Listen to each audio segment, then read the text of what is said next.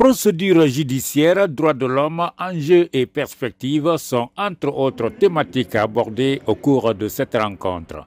D'après les spécialistes, les chefs de quartier et les officiers de police judiciaire jouent un rôle de premier plan dans le fonctionnement et la valorisation de l'appareil judiciaire.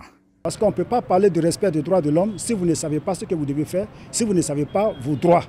Alors c'est pour cette raison que nous sommes là, pour expliquer aux responsables, à la base, ce qu'un citoyen doit faire, ce qu'un citoyen ne doit pas faire. Et lorsqu'il y a infraction à la loi, qu'est-ce qu'il faut faire?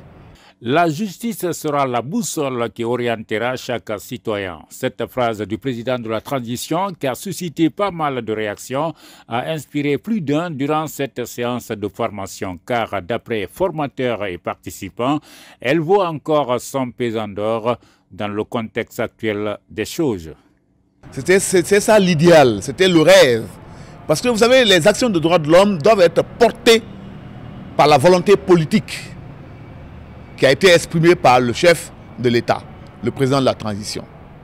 Pour nous, cela est un rêve. Cela devrait être une réalité. Dans tous les pays du monde où les droits de l'homme ne sont pas respectés, où les citoyens ne jouissent pas pleinement de leurs droits, il y a de la frustration.